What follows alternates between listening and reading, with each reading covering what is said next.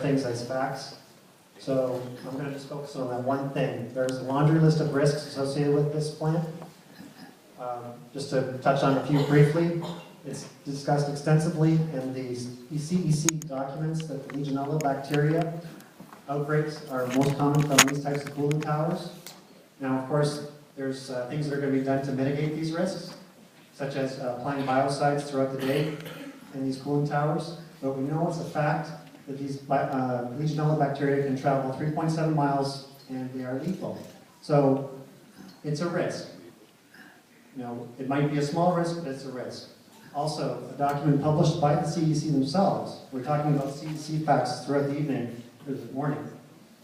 The CEC acknowledges that when it comes to cooling towers, there are types of contaminants that are not fully understood, and that trace levels of man-made complex organic compounds found in groundwater, surface water, and treated effluent, and this power plant is going to be using water from all three of these sources, is not fully examined. These contaminants are not evaluated. Excessive groundwater pumping, of course, is another point. The 4,100 acre feet, we're talking about 66 feet this way, 660 feet that way, and 3/4 of a mile deep. And that's every year that's going to be evaporated into the air. So not only is it being consumed, withdrawn permanently from our water supply, but you're basically breathing it as well. And whatever, back to point number 2, there's a risk associated with that is not fully evaluated by the CEC. Next slide, please. Okay, so this is my executive summary, and I have hard copies of this, and you can provide a soft copy as well. To keep things simple, the slides correspond to the letters, so you can always refer back to the letters on each slide. So next slide, starting with letter A. Next slide, please. In 2007, California changed its 1-hour average nitrogen dioxide standard from 470 micrograms per cubic meter to 339. Now, we know that Victorville, let's not talk too much about it, but it was approved prior to that change, so they're not held to the new standard. Their number comes in at 409 micrograms per cubic meter. Next slide, please. Okay, now this is a little too small to read, but the main point of this slide is to show that these two plants are virtually identical, within 1%, if not identical, for every characteristic. Nominal output, the actual specs on the General Electric equipment, the steam turbine, the acreage, the laydown area, the solar thermal component, capacity. However, when it comes down to nitrogen oxides,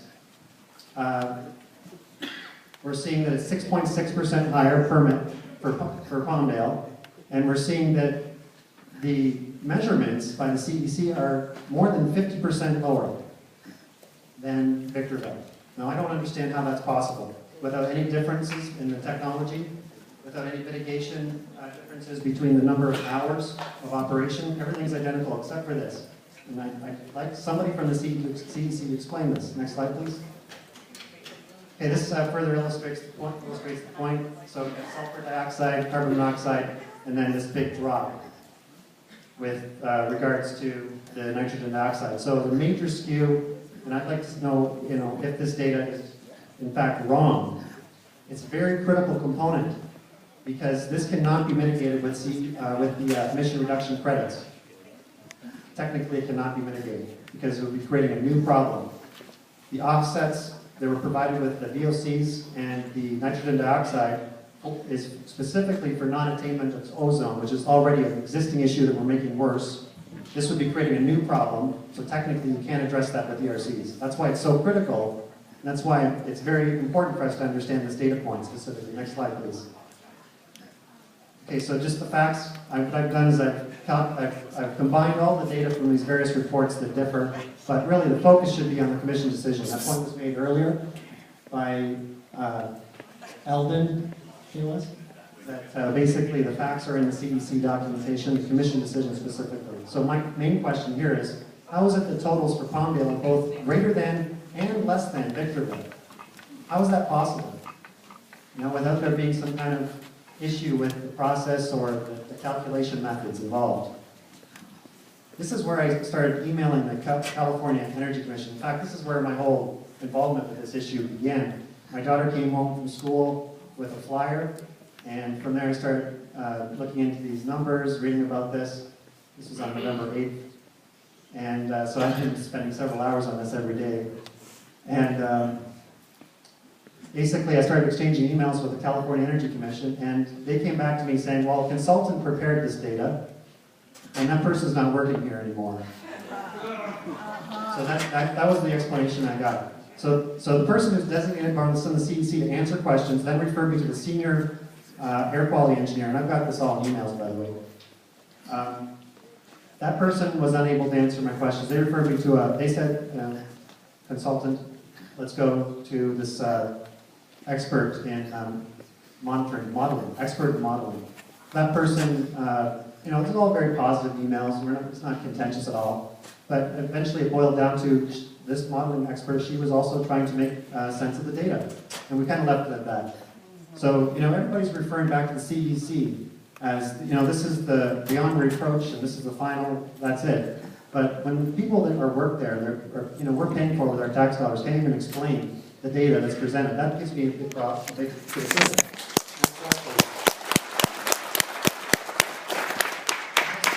Moving on from the numbers from the CEC, which I think is the most important point, I want to talk about the permitting briefly.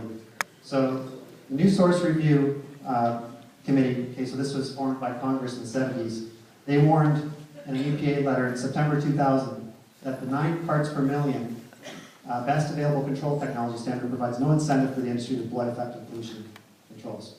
So here we are 13 years later, and we're permitting the same amount, the equivalent of 9 parts per million. Now, if in the commission decision document it says 16.6 pounds per hour, then why are we permitting, based on that, on the old standard, why are we permitting something that's basically 550% more that's technically required?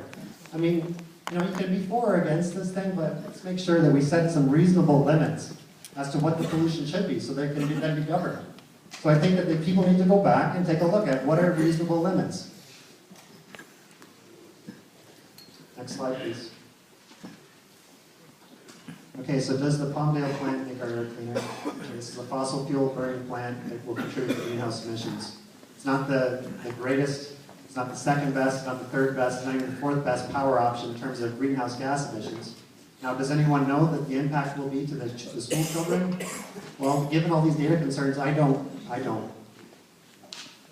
This is another example, just to change the topic briefly, from nitrogen oxides. I mean, there's VOCs, there's particulate matter, there's a bunch of things we could be talking about, but I want to mention the carbon dioxide. 1.85 million metric tons. Now, when I took a look at this, it's not even technically possible, as it was stated at the beginning, to create that number, given this power plant. But what is that number? What is the number? I mean, are we just going to set limits that are high as the sky for companies to be able to operate in?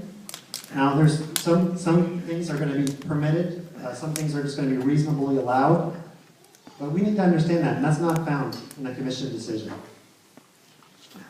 This needs to be made a lot clearer. Okay, next slide, please.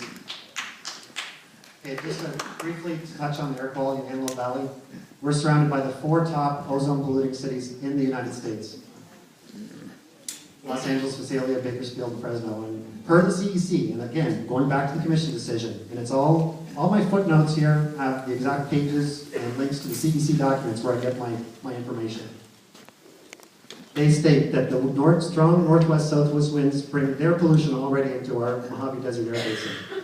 And the incidence of lung cancer, unfortunately, lung cancer mortality and childhood asthma is respectively 47% and 35% higher than the rest of LA County. Not perhaps the best place to put a power plant.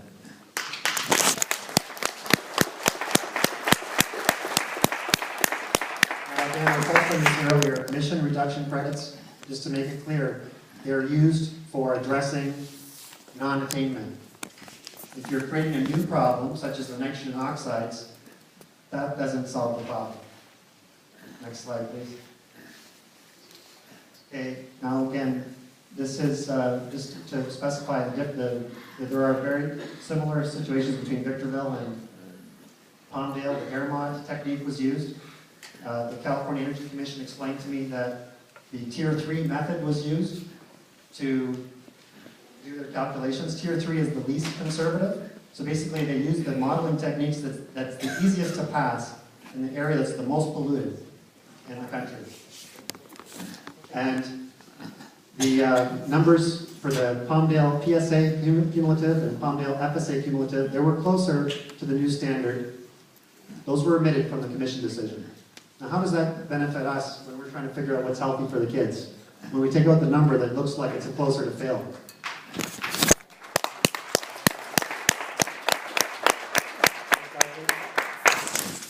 Okay, this is just expanding on the dangers of nitrogen dioxide. Nitrogen oxides are a combination of nitrogen monoxide or nitric oxide as it's referred to here. And the point here is that eventually all nitric oxide is converted into nitrogen dioxide. And the OLM technique is used along with this tier 3 modeling technique. The OLM assumes that only 10% of the nitrogen oxides are going to be converted into nitrogen dioxide. I asked that question as well, I didn't get an answer. Children with asthma and older people with heart disease are most at risk. Next slide, please.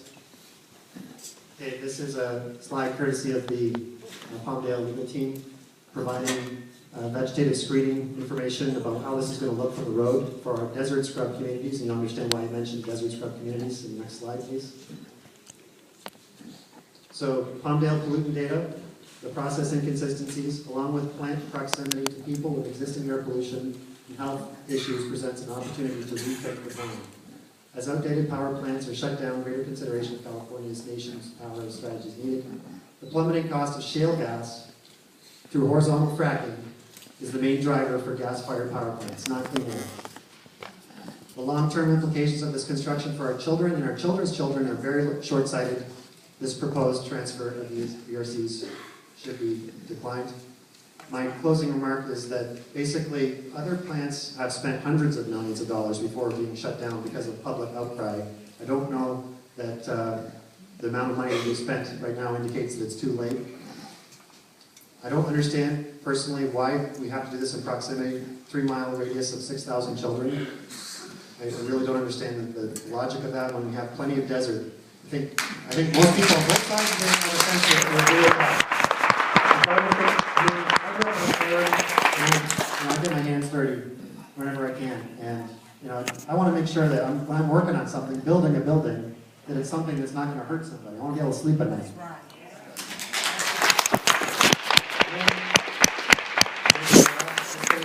Please seek answers to these very real data concerns, at the very least. Thank you.